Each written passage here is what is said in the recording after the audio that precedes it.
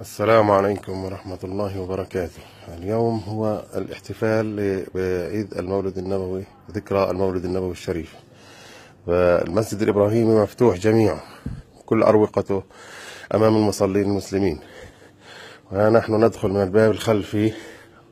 في الأيام العادية ممنوع للمسلمين أن يدخلوا هذا الباب.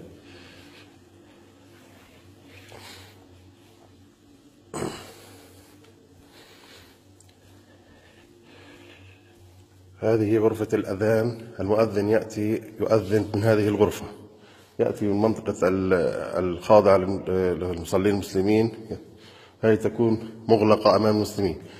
يدخل المؤذن من الباب هذا الأمام ويأتي ليؤذن هنا.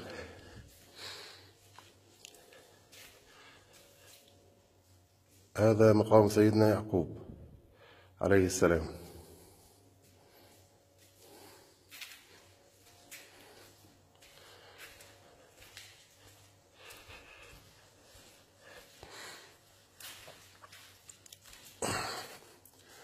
هذا مقام سيدنا يوسف عليه السلام.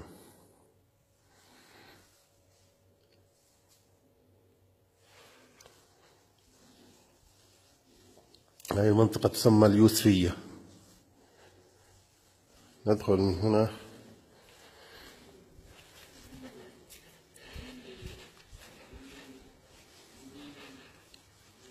هذا المكان أيضا يكون مع الإسرائيليين في الأيام العادية. اليوم مفتوح جميعه أمام المسلمين.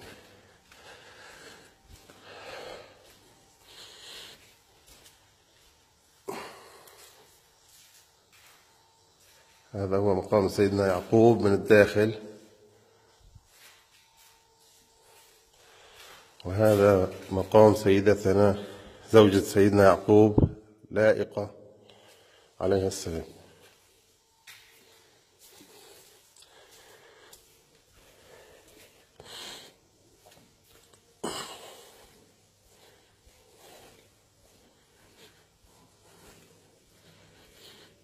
ندخل من هنا. هذا مقام سيدنا إبراهيم الخليل له. هذا هو مقام سيدنا إبراهيم من 3 جهات مكشوفة، من هنا ومن هنا. هذا هو مقام سيدنا إبراهيم الخليل عليه السلام، وهذا مقام سيدتنا سارة زوجة سيدنا إبراهيم عليه السلام من المنطقة الداخلية.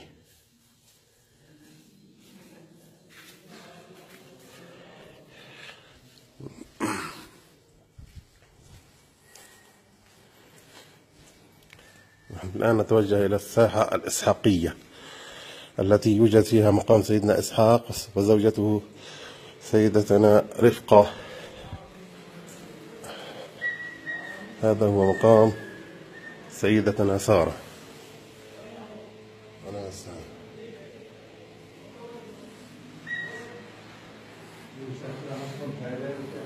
هذه في الخارج تسمى الجوالية. ندخل إلى الإسحاقية من هنا. هذه الساحة الإسحاقية يوجد فيها مقام سيدنا إسحاق وزوجته سيدتنا رفقة عليهم السلام.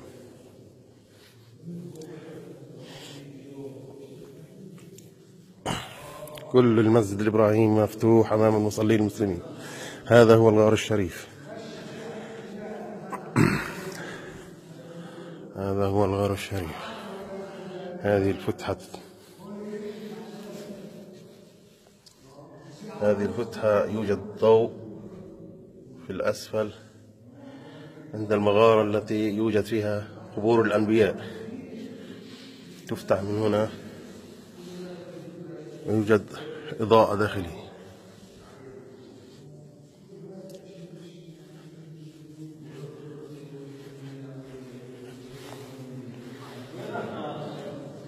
هذه مقام سيدنا إسحاق عليه السلام.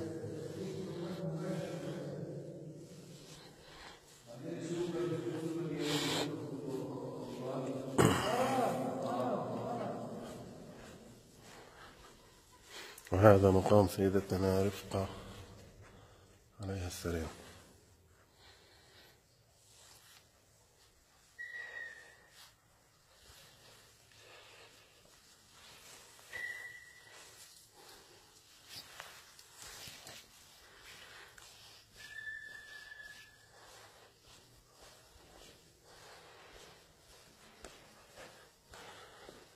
نرجع من المدخل الخلفي إلى مقام سيدنا إبراهيم الخليل.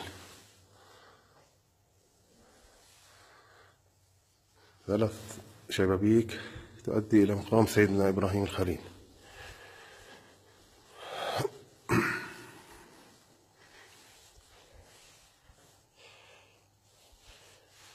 هذه منطقة التي دخلنا منها في الأول هي اليوسفية.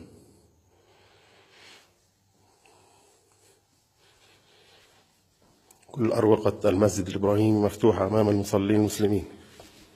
اليوم الاحتفال بعيد ذكرى المولد النبوي الشريف.